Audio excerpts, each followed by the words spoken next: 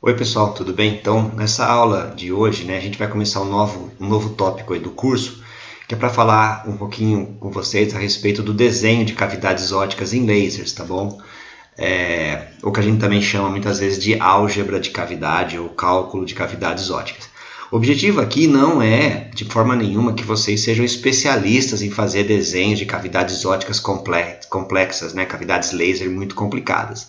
A ideia é a gente entender como é que é o conceito por trás, então, do desenho de cavidades, do projeto de cavidades ópticas, abordando algumas cavidades ópticas que são mais simples, da gente entender e que, de repente, na vida aí a gente pode precisar fazer ou implementar nos laboratórios. E, obviamente, os conceitos aqui eles podem ser estendidos para cavidades ópticas mais complexas, tá bom? Mas a gente vai ficar aqui em cavidades ópticas um pouco mais simples, que são as cavidades ópticas mais usuais do dia a dia, e elas exibem muito bem os conceitos principais. Para essa parte do curso, a gente vai ter duas aulas, tá bom? Então, a parte 1, na aula de hoje, e a próxima aula, então, é a continuação aqui dessa história de desenho de cavidades. Bom, pessoal, então, basicamente, como a gente já sabe, para que tenha aqui ação laser, para que a gente consiga produzir o laser, é necessário um dos elementos fundamentais é a cavidade ressonante, porque ela é que faz o feedback, ela é que faz a realimentação do sistema para que a intensidade luminosa vá sendo amplificada. Então a gente tem essa cavidade ressonante que basicamente é como se fosse lá um interferômetro de Fabry-Perot com o seu meio ativo ali no meio, seu meio ativo excitado ali no meio. Bom, é a cavidade então que possibilita tanto o crescimento da intensidade quanto que seleciona as frequências para a qual vai haver ação laser, como a gente viu um pouco atrás lá no tópico de ação laser. Bom, antes de eu começar de fato a falar como é que a gente projeta ou como é que a gente calcula cavidades ópticas para sistemas laser, vamos dar uma rapidíssima recapitulada aqui em feixe gaussiano. Quem já viu, quem já fez o curso de ótica física, ou alguns de vocês talvez pela própria iniciação científica já tenham feito isso, mas não importa, eu vou só dar uma recapitulada rápida. Quem não tem muita familiaridade pode dar uma estudada nisso, mas o que eu vou apresentar aqui talvez já seja suficiente para vocês conseguirem acompanhar essa parte do curso. Então a gente tem um feixe gaussiano, aqui tem um campo elétrico então de um feixe gaussiano, a intensidade então seria o módulo quadrado disso daqui. Então basicamente, você vê aqui que o feixe ele passa a ter um perfil radial gaussiano que vai com R ao quadrado sobre W ao quadrado de Z, onde esse W quadrado de Z é o raio da cintura do feixe à medida que ele vai se propagando na direção Z. Então você tem um feixe, ele tem um raio, à medida que ele se propaga, esse raio do feixe ele vai se propagando, tá bom? Então 2WZ seria a cintura do feixe, seria o tamanho do spot size, tá bom? W0 nada mais é do que a cintura mínima do feixe, que quando você resolve lá a equação de Maxwell para um perfil cilíndrico, então que dá o feixe gaussiano, esse W0 na verdade já dá basicamente o limite de difração. E esse aqui é o termo de fase, tem um termo aqui de propagação, KZ, o termo da curvatura da frente de onda e a fase de Gouy. Bom, então esse W0 aqui que aparece, que é a cintura mínima do feixe, então, por exemplo, no foco, a menor cintura que o feixe gaussiano pode ter é isso daqui, W0 ao quadrado, que é 2E0 sobre K, tá bom? Esse W de Z que aparece aqui e aparece aqui, ele que é a cintura do feixe, ele é dado por essa expressão, W0 ao quadrado, que é a cintura mínima, 1 mais Z sobre Z0 ao quadrado. Você já vê imediatamente aqui, que quando Z é igual a 0, W é igual a W0, que é a cintura mínima, tá bom? Em Z igual a 0. E o raio de curvatura da frente de onda, que é esse parâmetro que aparece aqui, ele é dado por Z, é parecido, Só que ele é Z1 mais Z0 sobre Z ao quadrado, tá bom? Então, isso aqui é o que caracteriza o nosso feixe gaussiano. Então, basicamente, se eu sei o W0, eu consigo calcular o W de Z e o R de Z. Então, se eu sei a cintura do feixe ao longo da propagação e o raio de curvatura ao longo da propagação, a gente já sabe tudo o que a gente precisa saber a respeito de um feixe gaussiano. E como é que é dada? Isso aqui é um feixe gaussiano propagando no ar livre. E o que acontece quando esse feixe passa por elementos ópticos? Quer dizer, como é que a gente estuda a propagação do feixe gaussiano? Isso aqui é uma coisa que a gente também já estudou em ótica física, que é dada pela tal lei ABCD. Então, a lei ABCD permite calcular como é que fica o W de Z, a cintura, e o raio de curvatura do feixe, à medida que ele vai se propagando e passando por elementos óticos. Para fazer isso, né, no conceito aí da lei ABCD, a gente tem que calcular esse parâmetrozinho que é 1 sobre Q, tá bom? É um parâmetro, 1 sobre Q é um parâmetro que a gente usa lá para fazer o cálculo da propagação de um feixe gaussiano. Esse 1 sobre Q ele é 1 sobre R de Z menos I lambda pi n WZ ao quadrado. Ou seja, você vê que a partir desse parâmetro de 1 sobre Q, calculando ele, eu consigo determinar o raio de curvatura e consigo determinar a cintura do feixe. Então, basicamente, né, a parte real de 1 sobre Q está ligado aqui ao raio de curvatura, e se eu calculo esse parâmetro Q, pego a parte imaginária dele, a partir da parte imaginária dele, eu consigo determinar o W de Z. É mais ou menos assim que isso funciona. Onde é que entra a lei ABCD? A lei ABCD é exatamente essa daqui, ó. Q2 é igual a A, Q1 mais B, CQ1 mais D, onde Q1 e Q2 são aqueles parâmetros Q que eu acabei de explicar, que estão relacionados ao raio de curvatura e à cintura do feixe, tá bom? Então, imagine a seguinte situação. Eu sei o Q1 aqui numa certa posição Z do espaço, ou seja, eu tenho que saber, pelo menos em algum ponto do espaço, como é que está o meu feixe gaussiano. Então, eu tenho que saber o raio de curvatura e eu tenho que saber o W de Z nessa posição. Aí ele vai atravessar uma região de espaço aqui que tem uma matriz, né, que descreve aqui a ótica que ele está passando aqui nesse intervalo do ponto 1 para o ponto 2, tá bom? Que é o que a gente chama aqui de matriz cujos coeficientes são A, B, C e D, e aí ele chega num ponto Q2. Então, basicamente, isso que a gente tem que fazer. E aqui é aquelas matrizes que vêm lá da ótica matricial. Então, fazendo isso, a gente consegue determinar o Q2 dessa forma, sabendo o A, Q1, mais, jogo nessa expressão quem é meu A, B, C, D, sei o Q1, porque o Q1, na verdade, ele é dado pelos parâmetros que em algum ponto que eu devo conhecer, e assim eu determino o Q2. Beleza, pessoal? E agora, então, sabendo isso, como é que a gente calcula a nossa álgebra da nossa cavidade, tá bom? Como é que a gente calcula, então, qual é uma cavidade que é boa, né, para um espelho? Desculpa, gente. Então, vamos lá. Para simplificar um pouco a nossa vida, a gente vai trabalhar aqui com essas duas simplificações. Primeiro, a gente vai considerar uma cavidade que só contém espelhos esféricos, tá bom? Ou seja, não vamos estar trabalhando com cavidades que têm, por exemplo, espelhos mais complexos, por exemplo, espelhos parabólicos. Então, espelhos esféricos e cavidades simples, tá bom? Que são cavidades com 2 espelhos, que são as cavidades mais simples que a gente consegue fazer em laboratório no dia a dia, a não ser que você trabalhe numa empresa de laser que projeta cavidades mais complexas, tá bom? Então, quando eu falei lá no começo da aula que a gente ia conversar aqui sobre cavidades simples, é isso, tá bom? Basicamente 2 espelhos. Então, que tipo de cavidade que a gente consegue resolver? Esse tipo de cavidade aqui, ó, 2 espelhos planos, 2 espelhos nessa configuração e assim por diante, tá bom? Uma cavidade confocal, uma cavidade concêntrica, mesmo esse tipo de cavidade aqui, né? Também a gente consegue calcular. Então, qualquer tipo de cavidade com 2 espelhos, a gente consegue calcular. Então, são as chamadas aqui de cavidades simples. Beleza. Então, vamos de novo aqui. Então, basicamente, já entenderam o que a gente vai conseguir fazer. Isso é o que a gente consegue resolver analiticamente. Eu vou mostrar como é que faz. Se a cavidade for mais sofisticada aqui, a gente usa os mesmos conceitos para cavidades muito mais sofisticadas, que tenham mais espelhos. Vamos lá. Qual que é a ideia, então, da álgebra de cavidade para se calcular esse tipo de coisa?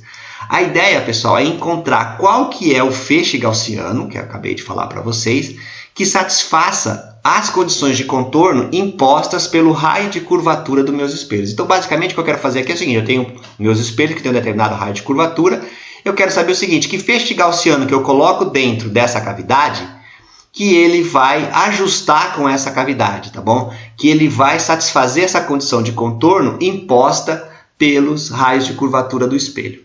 Bom, inicialmente, na verdade, tem 2 abordagens para se calcular, fazer álgebra de cavidade. Primeiro, a que eu vou apresentar na aula de hoje, e depois uma abordagem um pouco mais genérica que eu vou apresentar na próxima aula, na parte 2 de álgebra de cavidade.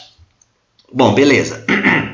Então vamos lá, como é que a gente vai resolver isso aqui? Então, basicamente retomando a ideia, né? A ideia é que feixe gaussiano que satisfaz as condições de contorno impostas pelos meus espelhos, meus 2 espelhos que eu tenho na minha cavidade. Só que a gente vai resolver o problema inverso. Então eu vou fazer o seguinte: dado um feixe, em vez de eu falar assim, dado esses espelhos, qual que é o feixe gaussiano, eu vou falar o contrário. Dado um determinado feixe gaussiano que eu tenho ali na minha no meu sistema, onde eu devo colocar os meus espelhos de tal forma que a curvatura do espelho combine com a curvatura da frente de onda do meu feixe gaussiano. Então, é um problema inverso, mas é a mesma coisa, né? É o mesmo problema, tá bom? Se eu fizer com que o raio de curvatura do meu espelho combine com o raio de curvatura da minha frente de onda, a hora que a minha frente de onda bater no espelho e tiver exatamente o mesmo raio de curvatura, o feixe ele vai voltar sobre ele mesmo, refazendo o seu caminho nessa cavidade sem ser modificado. Tá bom? Então ele não vai modificar o feixe, o perfil do feixe vai ser exatamente, o perfil de fase do feixe também vai ser exatamente. É isso que a gente chama de cavidade estável. Então a cavidade estável é aquela em que ao refazer um caminho, né, nessa cavidade, o feixe não sofre modificação. Esse conceito a gente já sabe, a gente já viu isso quando a gente conversou um pouquinho lá atrás sobre a ação laser. A gente falava, olha, o feixe tem que dar a volta na cavidade, ele tem que se recompor. Então é isso que a gente chama de uma cavidade estável. A cavidade vai ser estável se os raios de curvatura da frente de onda e os raios de curvatura dos espelhos forem os mesmos, de tal forma que o feixe ele vai se refazer ao dar essas inúmeras voltas que ele vai dar na cavidade, numa cavidade laser. Então vamos lá, vamos fazer efetivamente? Então vamos imaginar a seguinte situação aqui, ó. Eu tenho uma cavidade aqui que eu tenho um raio de curvatura R2 e um raio de curvatura R1. Eu vou começar a medir minha posição a partir daqui. Então esse meu espelho de raio de curvatura R2 ele está numa posição Z2, o espelho de raio de curvatura R1 está na posição Z1. Bom, beleza. Então qual tem que ser o raio de curvatura? Eu uso aquela expressãozinha lá do feixe gaussiano para o raio de curvatura. Então, simplesmente, né, eu passo esse Z multiplicando aqui, aí eu escrevo quem tem que ser o raio de curvatura, então, do meu feixe aqui. Tem que ser o raio de curvatura do próprio espelho. Então, o raio de curvatura 1, né, desculpa, 1 é o de cá, tem que ser Z1 mais Z0 ao quadrado sobre Z1 ao quadrado, usando a expressão lá do raio de curvatura que vem do feixe gaussiano. E o R2, obviamente, vai ter que ser Z2 mais Z0 ao quadrado sobre Z2 ao quadrado. Ou seja, se eu for querer colocar um espelho nessa posição aqui, ó, Z2, ele tem que ter esse raio de curvatura. Se eu for querer colocar um espelho na posição R1, ele tem que ter o raio de curvatura dado por essa expressão.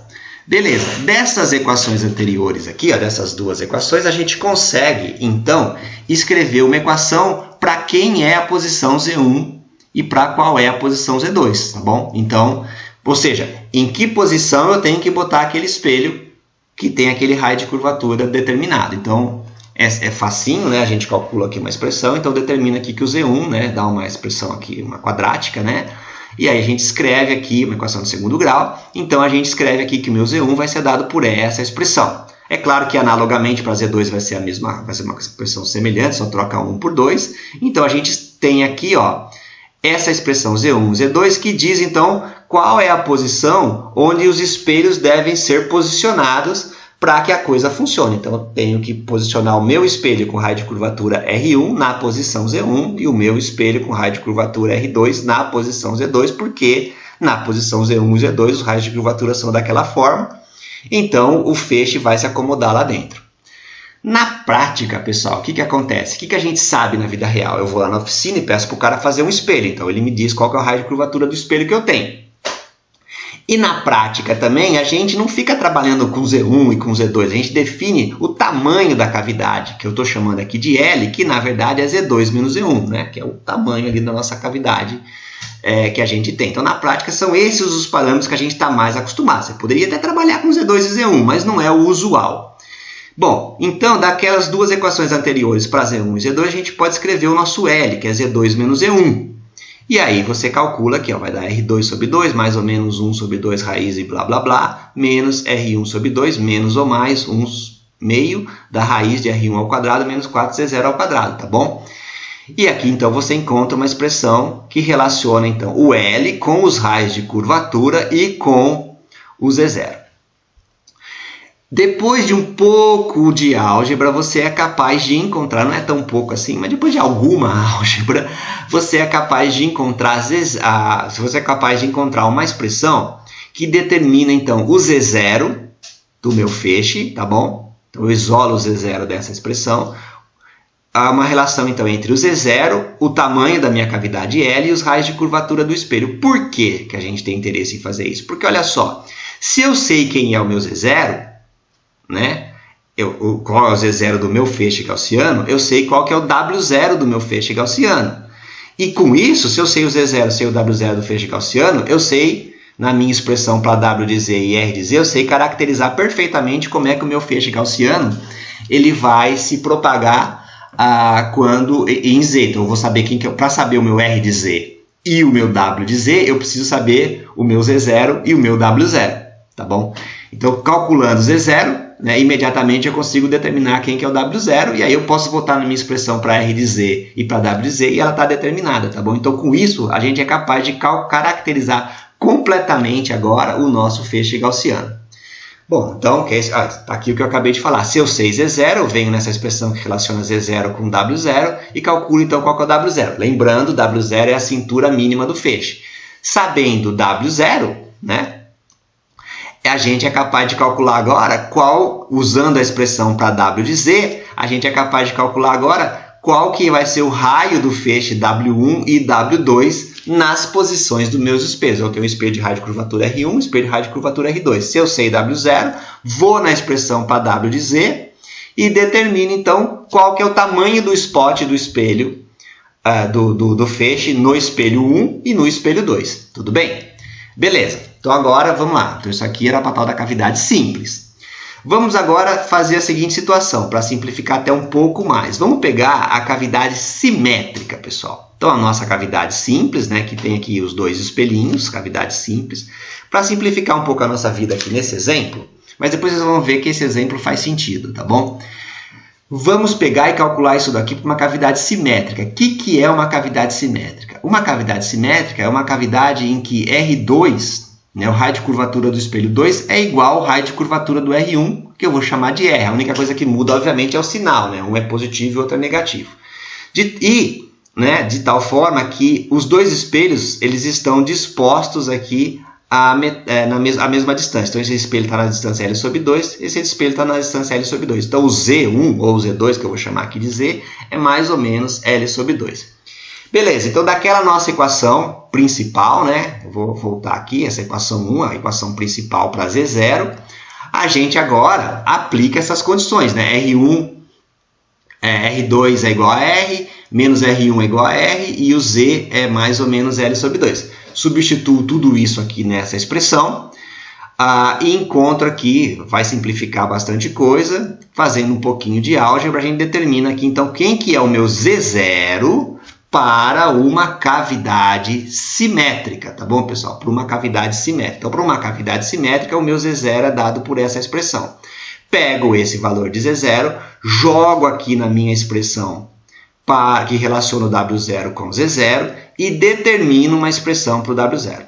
Eu acredito que a gente, nessa altura do campeonato, aqui já são 18 minutos de aula, vocês já devem ter entendido por que isso aqui chama álgebra de cavidade. Porque realmente é um cálculo de cavidade que envolve fazer bastante álgebra.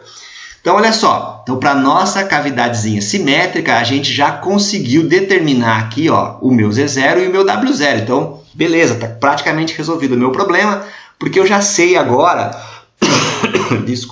já sei agora caracterizar o meu feixe gaussiano, tá bom?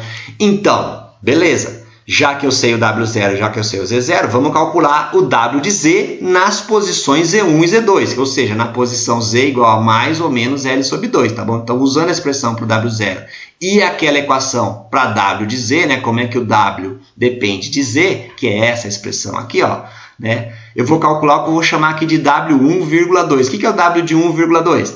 É o W na cintura do feixe, né? O raio da cintura do feixe, nas posições Z igual a Z1 e Z igual a Z2, que é mais ou menos L sobre 2, tá bom? Que é dado por isso aqui. Então, eu vou calcular qual que é a cintura do feixe nos meus espelhos, nas posições Z1 e Z2. No caso aqui, como a cavidade é simétrica, mais ou menos L sobre 2. É só isso. Então, eu vou pegar o W0 que estava aqui, jogar nessa expressão, fazer esse Z igual a mais ou menos L sobre 2 aqui nesse Z. Esse Z0 é esse amigo que está aqui.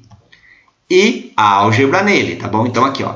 Então aqui, ó, W12 vai ser isso aqui é o W0 ao quadrado, 1 mais Z ao quadrado é L sobre 2, Z ao quadrado. Z0 ao quadrado, Z0 ao quadrado, é esse cara que está aparecendo aqui. E tome fazer um pouquinho de álgebra. Aí vocês vai fazendo a álgebra aqui, depois vocês podem estudar. Eu espero que eu não tenha errado nada. Ou se eu errei duas coisas, porque no final deu certo. Eu errei uma coisa que acertou a outra, mas eu acho que está tudo certo a continha. Com isso, a gente determina aqui, ó, o meu W12 ao quadrado, né? Fazendo a conta aqui. Aí depois, no final, então a gente tira a raiz e fica aqui a nossa expressão para o W12. Então, com essa equação, a gente consegue saber, então, qual que é a cintura do meu feixe na posição dos espelhos que tem raio de curvatura R1, R2. Está aqui. Tá bom? Então, você vê que a gente está conseguindo determinar todos os parâmetros do meu feixe dentro da cavidade. Eu já sei o W0 do meu feixe dentro da cavidade, já sei o Z0, né, o parâmetro confocal do meu feixe dentro da cavidade, o parâmetro de Rayleigh do meu feixe dentro da cavidade, nessa cavidade simétrica, né? E já sei qual que é a cintura do feixe no espelho 1 e no espelho 2 da cavidade. Ou seja, está super determinado aqui, temos toda a nossa trajetória, todo o meu feixe já está determinado nessa cavidade. Vamos fazer um exemplo aqui interessante. Vou pegar o caso em que o raio de curvatura dos meus espelhos é muito maior do que L. Essa condição, pessoal, é a mesma coisa que falar que o meu Z0 é muito maior do que L. Isso aqui você pode ver daqui, ó. Z0 ao quadrado é 2R menos L vezes L sobre 4, tá bom? Então, você pode escrever isso daqui fazendo uma razãozinha de R sobre L, né? E quando você faz, então, o teu R ser muito maior do que L, isso corresponde a fazer a Z0 muito maior do que L. O que significa que o Z0 ser maior do que L? Significa que o parâmetro confocal do meu feixe, o parâmetro de Rayleigh do meu feixe, é maior do que o tamanho da minha cavidade, tá bom? Essa situação é a mesma. Ou seja, como o Z0 é muito maior do que o tamanho da minha cavidade, então isso significa que o meu feixe ele não está abrindo muito dentro da minha cavidade. Mas isso vai ficar claro daqui a pouquinho. Então, nessa situação aqui, em que R é muito... Então, isso aqui já estou adiantando praticamente o resultado que a gente vai ter, mas é claro que isso já poderíamos falar a partir daqui. Mas, então, na situação em que o raio de curvatura é muito grande, tá bom? Então, um espelho que não é um espelho com raio de curvatura fechado, é um espelho que parece plano, mas não é. Tem um raio de curvatura bem grandão em relação ao tamanho da cavidade. Beleza, eu volto nessa expressão para W12... e faço a condição em que o R é muito maior do que L. Então, eu posso desprezar esse L sobre 2 frente a R aqui. É basicamente isso que a gente faz. E com isso, olha só, você consegue demonstrar que o teu W12 ele vai ser dado por isso daqui, ó. Lambda sobre πn, LR sobre 2 elevado a 1/4, tá bom? Que, se você olhar, é aproximadamente igual a W0. Tá bom? O próprio W0 é isso daqui, tá bom? Para R muito grande, né? Que é essa expressão que está aqui para trás. Vou voltar mais um pouquinho, desculpa ter que voltar tanto, mas se você pegar essa expressão e fizer o R muito maior do que L, você pode desprezar esse cara aqui e você vai ver que isso é exatamente o que está aparecendo aqui. Ou seja, para R muito maior do que L, a cintura do feixe nos espelhos é igual à cintura mínima do feixe. É claro, né? A gente já viu aqui. Por quê? Porque o Z0, o parâmetro confocal da minha cavidade, lembra? O parâmetro confocal é quanto que eu tenho que deslocar para que o raio aumente de raiz de 2. O Z0 é muito maior do que L, ou seja, num deslocamento L que eu tenho ali, né? O L sobre 2, que é o quanto desloca para a direita e quanto desloca para a esquerda, a cintura do feixe praticamente não muda, não altera. E é isso que esse resultado está mostrando para a gente mesmo. Que em 1 e 2, né, em Z1 e Z2, a cintura do feixe ela é constante, obviamente, é igual, né, melhor dizendo, e ela é igual ao W0, ou seja, o feixe está praticamente colimado dentro da cavidade, que é a mesma coisa que eu estou mostrando aqui, né? Vejamos que no caso aqui em que o R é muito maior do que L, né? Aquela continha que eu voltei lá atrás para mostrar para vocês, o nosso W0 ele é dado por isso daqui, porque eu já faço, aqui tem o menos L sobre 2 que eu desprezo, tá bom?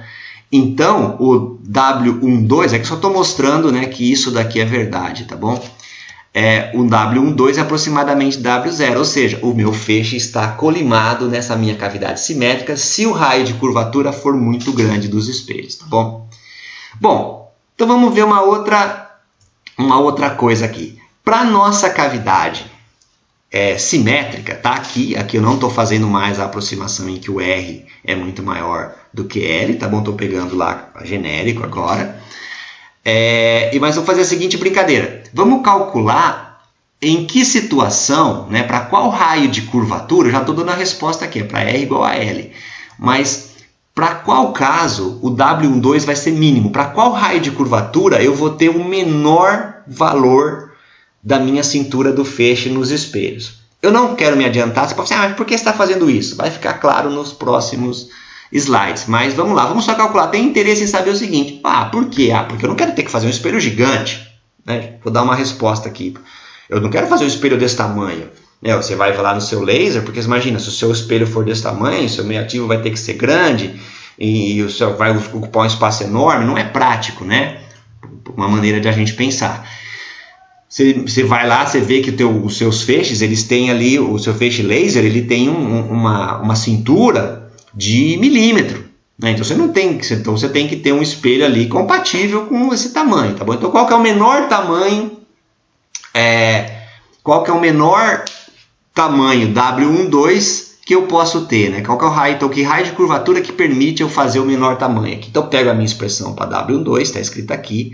Só para não ficar carregando, pessoal, eu vou chamar esse negócio todo aqui de A maiúsculo, tá bom? Que é esse que aparece aqui. Derivo isso daqui em relação a R, álgebra de cavidade, igual a zero.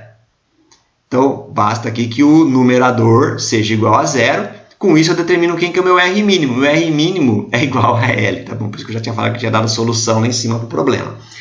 O R mínimo é igual a L, tá bom? Ou seja, o raio de curvatura que me dá o menor valor do spot nos espelhos é o raio de curvatura sendo igual a L. O que significa o raio de curvatura igual a L, pessoal? Isso é o que a gente chama de uma cavidade simétrica, né? Lembra lá que o foco da cavidade, né, ele é o raio de curvatura sobre 2. Né? O foco é o raio né, do espelho sobre 2. Portanto, o foco dos espelhos é R sobre 2 e R é igual a L, que é o tamanho da cavidade. Ou seja, o foco está no meio da cavidade, né? Tanto de um espelho quanto do outro. Só que a gente chama de um espelho, uma cavidade simétrica, porque ela é simétrica, a gente fez ela ser simétrica, R1 é igual a R2, mas agora ela é confocal, né? O foco de um é o foco do outro, tá bom? Então, essa condição aqui é que a gente chama então de uma cavidade simétrica confocal. Ou seja, a cavidade simétrica confocal, né? Onde o F é R sobre 2 e o R igual a L, né? Ou seja, o F é igual a L sobre 2, é a cavidade que te dá o menor spot, a menor cintura do feixe nos espelhos, tá bom? Nessa situação, então, a gente pega e vai fazer o seguinte. Então, já que eu calculei aqui o R igual a L, eu vou voltar na minha expressão para o W12, desculpa, para o W0, e vou calcular, então, qual que é o W0 da minha cavidade confocal. Qual que é o W0 da minha cavidade confocal. Qual que é a menor cintura do feixe lá no centro da cavidade, tá bom? Então, ele aumenta para esse W12, ele diminui, né? Ele diminui para um W0, que é o menor W0 possível. E eu vou chamar esse cara aqui de W0 confocal. Então, eu volto lá para a minha expressão. Não vou voltar atrás um monte de slides, mas é só pegar a expressão para W0, né, que a gente calculou para a cavidade simétrica, que está escrita aqui. Aqui era R, né? Substituo R por L, tá bom? E aí é só uma algebrinha assim. Se você calcula aqui, então, qual que é a menor cintura, a cintura no foco, vamos chamar assim, da minha cavidade confocal. Isso é o que eu estou chamando de W0 conf, tá bom? Beleza. Isso aqui ficou um pouquinho apagado, desculpe, pessoal. Ainda, então já sei, para minha cavidade simétrica confocal, vou chamar só de confocal, para minha cavidade confocal, calculei o W0 confocal. Basta eu voltar na expressão para W12 da minha cavidade simétrica, né? E substituir R igual a L para calcular, então, quem que é o meu W12, né? Qual que é a cintura do feixe que eu tenho na posição do espelho 1 e na posição do espelho 2. É só fazer substituição mesmo. Vou lá naquela expressão para W12, que agora eu vou chamar de conf, porque eu vou fazer aqui R igual a L. E aí a algebrinha de novo, e aí vai dar esse valor aqui, que a gente consegue mostrar, deixar um raiz de 2 em evidência, né? E isso aqui que está aparecendo é exatamente o W0 confocal que a gente calculou aqui no slide de trás, tá bom? Então aqui, ó, o W12 confocal, ele é raiz de 2 do W0 confocal, que é igual a raiz de L vezes lambda sobre πn. Tudo bem? Beleza. Sabendo isso, então, o que a gente pode calcular? A gente pode calcular o W12, tá bom? O W12 para uma cavidade simétrica em relação, né, que a gente calculou lá mais para trás, em relação ao W12 da cavidade confocal, tá bom? Então é como se fosse assim, ó, a cavidade confocal, ela me dá o menor W12 possível. Então eu vou calcular qual que é a razão entre o W12 que eu tenho para qualquer cavidade simétrica em relação ao W12 que eu tenho para minha cavidade confocal, beleza? Então é isso que eu estou fazendo aqui, ó. A algebrinha de novo, depois vocês façam as continhas, mas o que vai dar aqui, ó, que o nosso W12 ele vai ser W12 sobre W12 confocal, vai ser dado aqui por essa expressão, 1 sobre L sobre R, dividido por 2 menos L sobre R elevado a 1/4.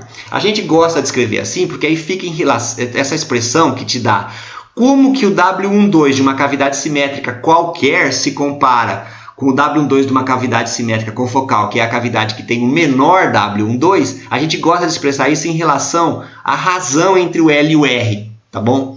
Porque aí fica mais fácil da gente interpretar o problema. Então agora o que a gente pode fazer? A gente pode fazer um gráfico, então, ó, desse W12 pelo W12 confocal, tá bom? Que é o que estou plotando aqui, ó. Eu estou plotando, então, fazendo graficando melhor, né? O W12 sobre o W12 confocal, isso daqui, em função desse parâmetro L sobre R, da razão entre o tamanho da cavidade e o raio de curvatura, que é isso que vocês estão vendo aqui, ó, dá uma coisa que tem essa função, ela tem esse formato.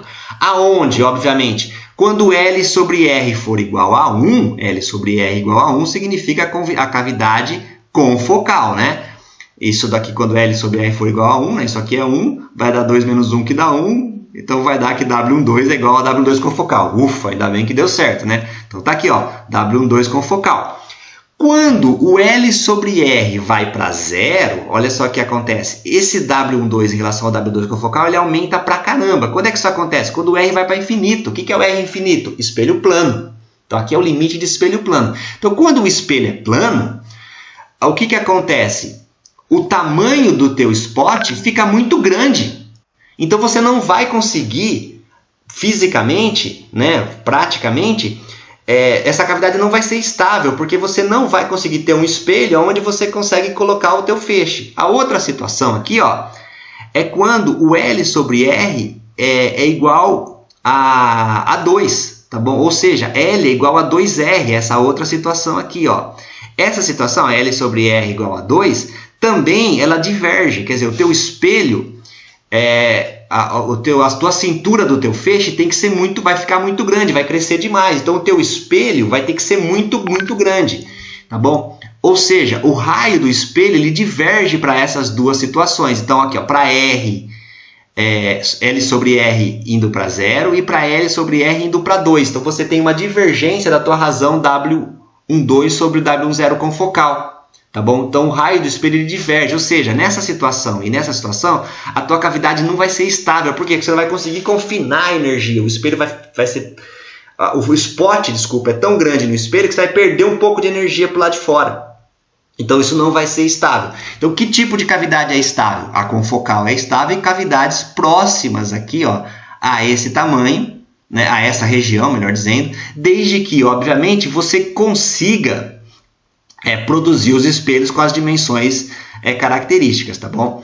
Isso aqui, como vocês estão vendo, eu estou mostrando para vocês, é uma abordagem nessa maneira que a gente fez de calcular para cavidades simples, para cavidades simétricas, tá bom? E a gente então vê que a cavidade mais estável vai ser a cavidade confocal. Se ela não for exatamente confocal, ela estiver mais ou menos por aqui, ela vai ser estável. Se ela começar a extrapolar essas regiões aqui, por exemplo, vindo aqui para a região de cavidade, se você tiver só espelho plano, essa cavidade vai ser bastante instável, tá bom, pessoal? Bom, então o que eu queria falar para vocês na aula de hoje era essa abordagem, que não é uma abordagem muito genérica, tá bom? É uma abordagem para espelhos simples e depois para espelhos simétricos, tá bom? Mas na próxima aula, então, a gente vai fazer então álgebra de cavidade novamente, agora para uma abordagem um pouco mais abrangente, tá bom? Que permite. Ainda assim vão ser cavidades simples, mas elas não vão precisar ser necessariamente cavidades simétricas. Bom, pessoal, então para essa aula de hoje era isso que eu tinha me preparado para falar para vocês.